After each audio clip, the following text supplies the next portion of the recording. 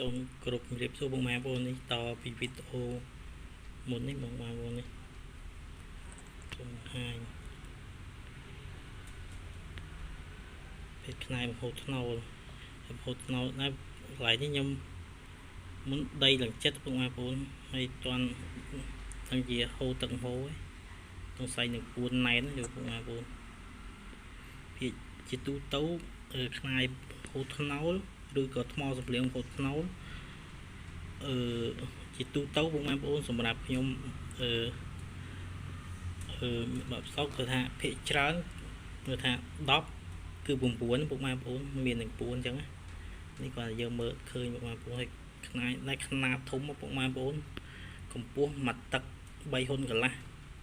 ហើយផ្ទា2ហ៊ុន7បងប្អូន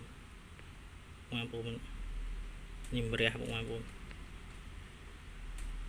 ចាក់ដល់ហើយ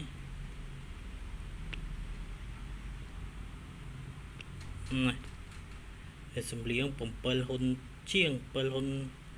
ប៉ុន្មានផ្លេចបងប្អូនវែងណាស់បងប្អូនកម្លាំងខ្នាតនេះបងប្អូនធំណាស់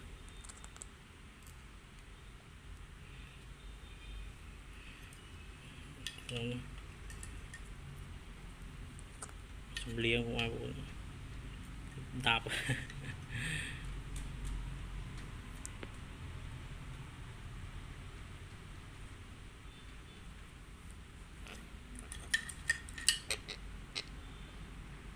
នេះប្រភេទចុងខ្នាយបងប្អូន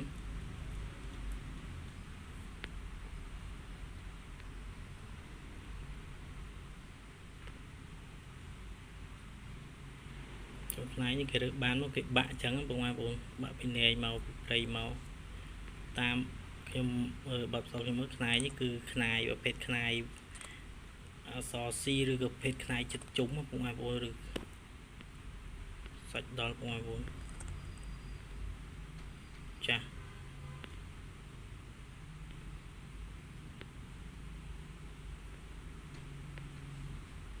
សម្លៀងវិញអាចនឹងវាឈ្មោះឬក៏វាប្រយុទ្ធជុលដូចគ្នាអញ្ចឹងបងប្អូនបាក់កោះទៅបាក់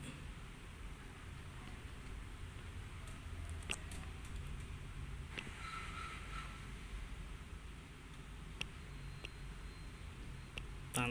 ប៉េះតែម្ដងបងប្អូនគ្មានរុនគ្មានប្រហោងគ្មានហើមតិចតាមប៉េះតែម្ដង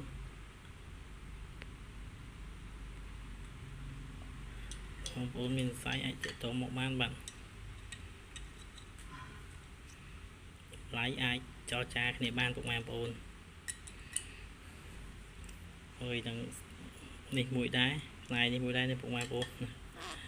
ភេទខ្នាយ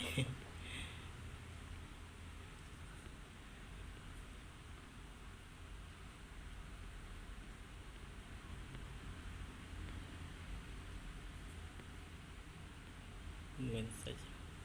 ខ្នាយ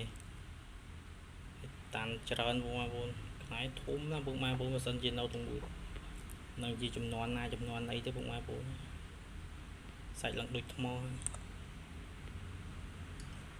កាលនឹង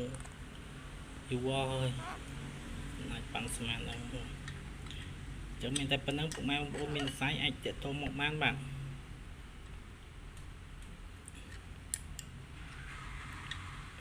ចម្លៃអាចចរចាគ្នាបានបងប្អូនសំរុំបងប្អូន